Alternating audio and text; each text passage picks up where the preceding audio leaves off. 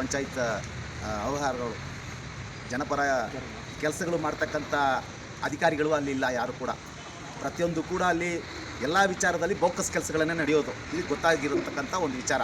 ಆದರೆ ಕೂಡ ನಮ್ಮ ಕಣ್ಣಿಗೆ ಕಂಡು ಬಂದಿರತಕ್ಕಂಥ ಕೆಲವೊಂದು ವಿಚಾರಗಳನ್ನು ನಾವು ಕಂಪ್ಲೇಂಟ್ ಮಾಡಿದ್ದೀವಿ.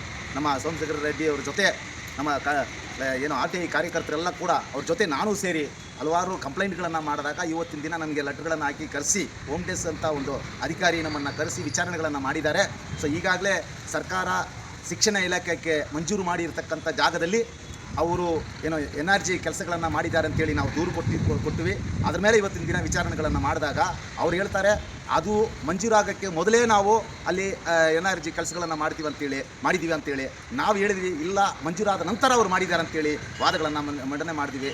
ಹಂಗಾಗಿ ಸಾಹೇಬರು ಹೇಳಿದ್ದಾರೆ, ನಾನು ಸ್ಪಾಟ್ ಮಾಜರ್ ಮಾಡ್ತೀನಿ, ಅದರ ಒಳಗೆ ಅಲ್ಲಿ ಅದನ್ನು ಸರ್ವೆ ಮಾಡಿ ಹದ್ದುಬಸ್ತು ಮಾಡಿ ಅದನ್ನು ಯಾವ ಸರಿಯಾದ ಜಾಗ ಈ ಶಿಕ್ಷಣ ಇಲಾಖೆಗೆ ಕಾಲೇಜು ಮತ್ತು ಪಾಠಶಾಲೆಗೆ ಸ್ಕೂಲ್ ಕಟ್ಟಕ್ಕೆ ಜಾಗವನ್ನು ಸರ್ಕಾರ ಯಾವ ಜಾಗವನ್ನು ನಿಗದಿ ಮಾಡಿದೆ ಅದನ್ನು ನೀವು ಹದ್ದುಬಸ್ತು ಮಾಡಿಕೊಂಡ ನಂತರ ನಮಗೆ ವಿಚಾರವನ್ನು ಹೇಳಿದ್ರೆ ಅದನ್ನು ನಾವು ಸ್ಪಾಟ್ ತನಿಖೆ ಮಾಡಿ ಅಲ್ಲಿ ಮಾಡಿರ್ತಕ್ಕಂಥ NRG ಕೆಲಸ ನಿಜಾನ ಸುಳ್ಳನ ಅಂತಕ್ಕಂಥದ್ದು, ಸುಳ್ಳು ಮಾಡಿದರೆ ಅದ್ರ ಮೇಲೆ ಕ್ರಮ ತಗೊಳ್ತೀವಿ, ಸತ್ಯಾಂಶಗಳು ಏನಾದರೂ ಇದ್ದರೆ ಅದನ್ನು ಕೈ ಬಿಡ್ತೀವಿ ಅಂತೇಳಿ ನಮಗೆ ಭರವಸೆ ಕೊಟ್ಟಿದ್ದಾರೆ.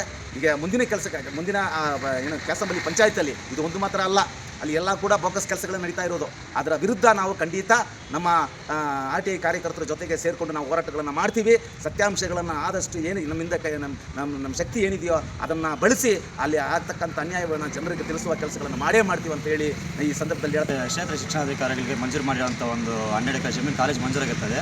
ಆ 12 ಎಕರೆಯಲ್ಲಿ 146 ಸರ್ವೆ ನಂಬರಲ್ಲಿ ರಾಜ್ ಕಾಲೇಜ್ ಮತ್ತು ಒಂದು ಗೋಕುಂಟೆ ನಿರ್ಮಾಣ ಮಾಡಿರ್ತಾರೆ. ಆ ನಿರ್ಮಾಣ ಮಾಡಿದ್ರು ಸಹ ಅಲ್ಲಿ ಕರೆಕ್ಟಾಗಿ ಮಾಡಿಲ್ಲ ಅಂತ ಹೇಳ್ತಾ ಇದ್ದಾರೆ. ನಾವು ಹೋಗಿ ಒಂದ್ಸತಿ ಕೇಳಿದ್ದಕ್ಕೆ ಅವರಿಗೆ ಅಲ್ಲಿ ಹೋಗಿ ವೀಡಿಯೋ ಎಲ್ಲ ಮಾಡಿದ್ಮೇಲೆ ಬೋರ್ಡ್ ಹೊಡೆದಾಕಿದ್ದಾರೆ. ಏನಕ್ಕೆ ಹೊಡೆದು ಗೊತ್ತಿಲ್ಲ, ಅಲ್ಲಿ ತುಂಬ ಅವ್ರಿಗೆ ನಡೆದಿದ್ದಾವೆ, ಏನಕ್ಕೆ ಕ್ಲಾರಿಟಿ ಕೊಡ್ತಾ ಇಲ್ಲ. ಇನ್ನೊಂದು ಏನಂದರೆ ಕರೆಕ್ಟಾಗಿ ನಮಗೆ ಮಂಜೂರು ಮಾಡಿರೋದು ಇವರು ತಹಶೀಲ್ದಾರ್ ಅವರು ಕರೆಕ್ಟಾಗಿ ಸ್ಕೆಚ್ ಮಾಡಿಲ್ಲ. ಅವ್ರು ಸ್ಕೆಚ್ ಮಾಡಿ ಕೊಟ್ಟಿದ್ರೆ ಇವತ್ತು ನಮಗೆ ಈ ತಲೆನೋವು ಬರ್ತಾ ಇರಲಿಲ್ಲ. ಇನ್ನಾದರೂ ಕರೆಕ್ಟಾಗಿ ಸ್ಕೆಚ್ ಮಾಡಿ ಎಲ್ಲಿ ಕಾಮಗಾರಿ ಆಗಿದೆ ಕರೆಕ್ಟಾಗಿ ತಿಳಿಸ್ಬೇಕು, ಇಲ್ಲಾಂದರೆ ನಾವು ಬೇರೆ ರೀತಿಯಲ್ಲಿ ಕ್ರಮ ಕೈಗೊಳ್ತೀವಿ.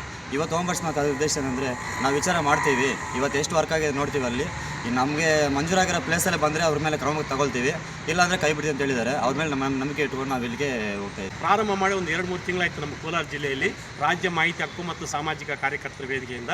ಇದರಿಂದ ನಾವು ಫಸ್ಟ್ ಇದನ್ನೇ ತಗೊಂಡಿದ್ದೀವಿ. ಎಲ್ಲೆಂದರೆ ಕ್ಯಾಸಂಬಳ್ಳಿ ಪಂಚಾಯತಿಯಲ್ಲಿ ಎಷ್ಟೊಂದು ಬೋಕಸ್ಗಳು ನಡೆದಿದೆ ಅಂತ.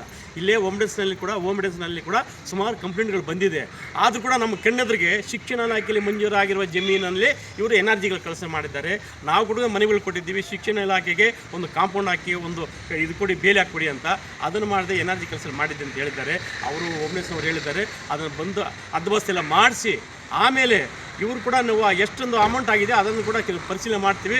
ಅದರ ಆಗಿಲ್ಲ ಅಂದರೆ ಅವ್ರ ಮೇಲೆ ಕ್ರಮ ತಗೊಳ್ತೀವಿ. ಶಿಕ್ಷಣ ಇಲಾಖೆಯಲ್ಲಿ ಕೂಡ ಮಾಡಿದ್ರೂ ಸಹ ನೀವು ಮಾಡಿದರೆ ನಾವು PDO ಮೇಲೆ ನಾವು ಕ್ರಮ ತಗೊಳ್ತೀವಿ ಅಂತ ನಮ್ಮ ಭರವಸೆ ಕೊಟ್ಟಿದ್ದಾರೆ. ಇಂಥ ಕೆಲವು ಇದೆಲ್ಲ ನೋಡ್ತಾ ಇನ್ನೂ ಸುಮಾರು ಬೇಕಾದಷ್ಟು ಕೂಡ ನಮಗೆ ಭ್ರಷ್ಟ ಕೆಲಸಗಳು ನಡೀತಾ ಇದೆ. ನಮ್ಮ ಹತ್ರ ಎಲ್ಲ ದಾಖಲಾತಿ ಇದೆ. ಎಲ್ಲ ಪಂಚಾಯತಿಗಳಲ್ಲಿಯೂ ಕೂಡ ಭ್ರಷ್ಟಾಚಾರಗಳು ನಡೀತಾ ಇದೆ. ಇಲ್ಲಿ ಪ್ರಾರಂಭ ತಗೊಳ್ಳೋಣ, ಇನ್ನೂ ಏನೇನಿದೆ ನಡೀತಾ ಇದೆ ಅಂತ ನಾವು ಈ ಸಾರ್ವಜನಿಕರಿಗೆ, ಶಿಕ್ಷಣ ಇಲಾಖೆಗೆ, ಎಲ್ಲ ಕಚೇರಿಗಳು ಕೂಡ ಭ್ರಷ್ಟಾಧಿಕಾರಿಗಳ ವಿರುದ್ಧ ನಾವು ಹೋರಾಟ ಮಾಡೋದಕ್ಕೆ ನಾವು ಸಿದ್ಧವಾಗಿದ್ದೀವಿ. ನಮ್ಮ ಜೊತೆಯಲ್ಲಿ ಕೂಡ ನಮ್ಮ DSS ನಮ್ಮ ರಂಗನಾಥನವರು ಕೂಡ ಮುಖಂಡರು ರಾಜ್ಯ ಕೂಡ ಇದ್ದಾರೆ. ಇವರು ಕೂಡ ನಮ್ಮ ಜೊತೆಯಲ್ಲಿ ಕೂಡ ನಾವು ಕೈ ಜೋಡಿಸ್ತೀವಿ. ನಾವು ಜನರಿಗೋಸ್ಕರ ಎಲ್ಲೆಲ್ಲಿ ಭ್ರಷ್ಟಾಚಾರ ನಡೀತೋ ಅಲ್ಲೆಲ್ಲ ನಾವು ಕೈ ಜೋಡಿಸ್ತೀವಿ ಅಂತ ಹೇಳಿದ್ದಾರೆ. ಎಲ್ಲರೂ ಬಂದಿದ್ದಾರೆ. ನಮ್ಮ ಜಿಲ್ಲಾ ಉಪಾಧ್ಯಕ್ಷರು ಅವರು ಬಂದಿದ್ದಾರೆ, ನಮ್ಮ ಮೇಡಮ್ಮು ರಾಜಮ್ಮ ನಮ್ಮ ಕೋಲಾರನವರು ಇವರು ಬಂದಿದ್ದಾರೆ. ಇವರಿಗೆಲ್ಲರೂ ಧನ್ಯವಾದ ತಿಳಿಸ್ತಾ